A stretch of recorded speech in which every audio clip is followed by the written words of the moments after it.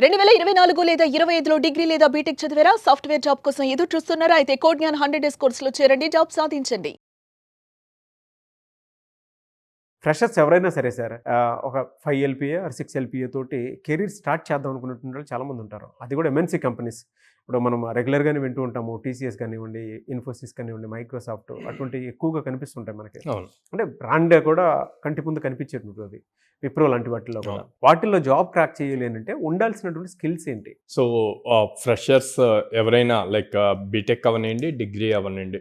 So వీళ్ళలో కొన్నిసార్లు non IT వాళ్ళకి కూడా ఛాన్స్ వస్తుందండి. ఇలాంటి ఎంఎన్సీస్లో జాబ్ క్రాక్ చేయడానికి. బిఫోర్ ఆ ఛాన్స్ వచ్చేలోపు వీళ్ళ దగ్గర స్కిల్ ఉంటే ఛాన్స్ రాగానే గ్రాప్ చేయగలుగుతారు. ఓకే. సో ఆ స్కిల్ ఏముండాలి, ఎలా గ్రాప్ చేయొచ్చు అన్నది చెప్తాను. So top companies like Microsoft ఇవన్నీ కూడా first round data structures and algorithms మీద ఫోకస్ చేస్తారండి. సో ఈ డిఎస్ఏ చాలా స్ట్రాంగ్గా నేర్చుకోవాలి, ప్రాక్టీస్ చేయొచ్చు. లీడ్ కోడ్, హ్యాకర్ ర్యాంక్ ఇట్లాంటి ప్లాట్ఫామ్స్లో ప్రాక్టీస్ చేయొచ్చు.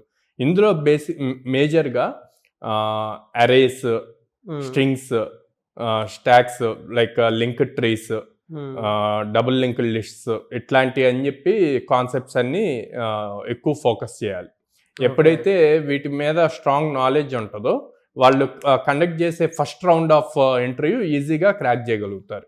ఓకే. సెకండ్, అదే మీరు టీసీఎస్, ఇన్ఫోసిస్ వీటిల్లో తీసుకుంటే వీటిల్లో ఫస్ట్ రౌండ్ వచ్చేసి communication skills and logical reasoning మీద ఉంటుంది అనమాట. ఓకే.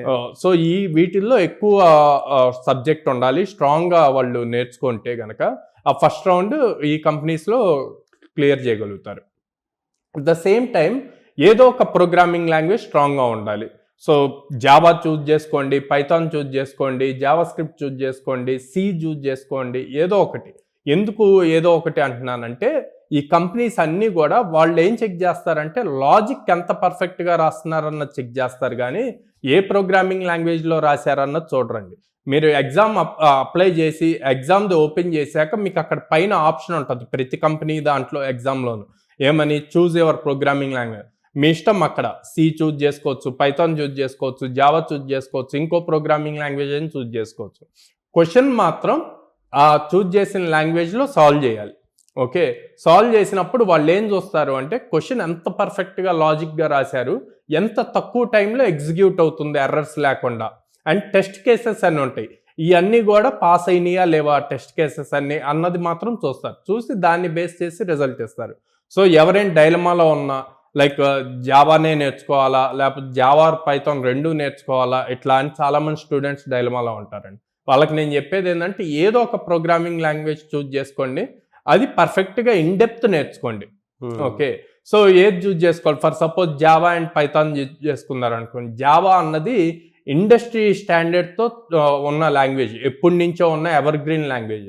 అదే పైథాన్ చూజ్ చేసుకున్నారు అనుకుంటే సింపుల్గా ఉంటుంది కానీ చాలా స్ట్రాంగ్గా ఉంటుంది. ఎందుకు స్ట్రాంగ్గా ఉంటుంది అంటే ఇప్పుడు మనం మాట్లాడుతున్నాం AI related, data science related, ఇంత హ్యూజ్ డేటాని హ్యాండిల్ చేయాలి అంటే Python is the best programming language అనమాట.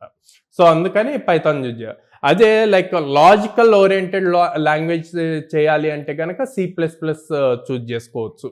సో ఇలాగ ఏదో ఒక లాంగ్వేజ్ మీ కంఫర్ట్ని బట్టి చూజ్ చేసుకొని దాంట్లో లాజిక్స్ రాయటం ఇన్డెప్త్గా నేర్చుకుంటే ఎలాంటి జాబ్ అయినా క్రాక్ చేయొచ్చు. తర్వాత నెక్స్ట్ మనకి important thing communication skills.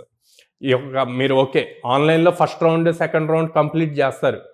First round logical reasoning ఉంటుంది, సెకండ్ రౌండ్ కాంపిటేటివ్ కోడింగ్ ఇవన్నీ వస్తాయి, కంప్లీట్ అయితే అప్పటి వరకు ఎవరితో మాట్లాడరు, మీకు లాజికల్ స్కిల్స్ ఉంటే చాలు. తర్వాత రౌండ్ కంపెనీకి పిలుస్తారు. పిలిచినప్పుడు అక్కడ హెచ్ఆర్తో face to face like direct physical interview ఉండొచ్చు, లేకపోతే జూమ్ కాల్ ఉండొచ్చు. ఆ జూమ్ కాల్లో అయినా ఫేస్ టు ఫేస్ మాట్లాడాలి. అట్లా మాట్లాడేటప్పుడు లైక్ ఇంటర్వ్యూ ప్రిపరేషన్ స్కిల్స్ అన్నవి చాలా ఇంపార్టెంట్. ఇంటర్వ్యూలో ఎలా బిహేవ్ చేయాలి అండ్ కమ్యూనికేషన్ స్కిల్స్, ఇంగ్లీష్ ఎంత నీట్గా ఫ్లూయెంట్గా మాట్లాడాలి, మీది ఏదైతే ఎక్స్ప్లెయిన్ చేయాలనుకుంటున్నారో మీ రెజ్యూమ్లో ఏదైతే స్కిల్స్ మెన్షన్ చేశారు అండ్ ప్రాజెక్ట్స్ మెన్షన్ చేశారో అవి నీట్గా ఎక్స్ప్లెయిన్ చేయగలగాలి. అవి ఎంత క్లియర్గా ఎక్స్ప్లెయిన్ చేయగలిగితే మీకు అంత అడ్వాంటేజ్ ఉంటుంది. సో ఈ ఎక్స్ప్లెనేషన్ కూడా మనం స్టార్ అనే కాన్సెప్ట్ నేర్పిస్తామండి. అంటే స్టార్ అంటే 4 letters STAR, situation, task apply result. Okay, so ఏ సిచ్యువేషన్లో ఎలాంటి ప్రాజెక్ట్ తీసుకున్నాము, ఆ తీసుకున్న ప్రాజెక్ట్ రిలేటెడ్ ఎలాంటి టాస్క్స్లో మనం ఇండిపెండెంట్గా ఇన్డెప్త్ ఇన్వాల్వ్ అయ్యాము అండ్ దాన్ని ఎట్లా అప్లై చేసాం, అప్లై చేయటం వల్ల మనకు ఎలాంటి రిజల్ట్ వచ్చింది. సో ఇది ఇంత ఇన్ డీటెయిల్డ్గా మీ ఆ ప్రాజెక్ట్లో మీరు యూజ్ చేసిన స్కిల్స్ ఎక్స్ప్లెయిన్ చేస్తే ఇంటర్వ్యూర్ దగ్గర నుంచి రిటర్న్ క్వశ్చన్స్ అన్నవి తగ్గుతాయి అండ్ ఇంటర్వ్యూర్ ఇంప్రెస్ అవుతాడు. సో ఈ ఫార్మెట్లో స్టూడెంట్స్ని ట్రైన్ చేస్తాం. సో ఇవన్నీ లైక్ నేను చెప్పినట్టు డిఎస్ఏ కంపల్సరీగా మీరు 5 LPA అడిగారు, 5 LPA అండ్ అబోవ్ ప్యాకేజెస్ అన్నిటికి కూడా డిఎస్ఏ మ్యాండేటరీ. సో డిఎస్ఏలో ఇన్డెప్త్ డిఎస్ఏ, అడ్వాన్స్డ్ డిఎస్ఏలో అవసరం లేదండి. Basic arrays, stack, queue, linked lists ఇవి ప్రాపర్గా నేర్చుకుంటే చాలు. Logical programming and then communication skills, ఏదో ఒక ప్రోగ్రామింగ్ లాంగ్వేజ్ ఇన్డెప్త్ నాలెడ్జ్ నేర్చుకుంటే సరిపోతుంది. థ్యాంక్ యూ అండి. Thank you so much Sairam garu. Thank you అండి.